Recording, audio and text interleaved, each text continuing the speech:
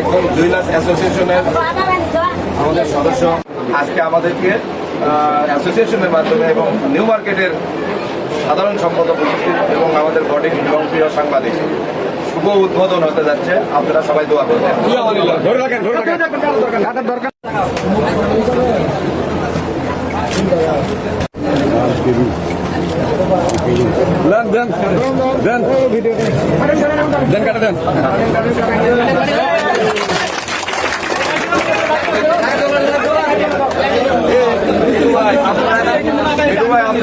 রাস্তা ক্লিয়ার করেও পাচ্ছে না।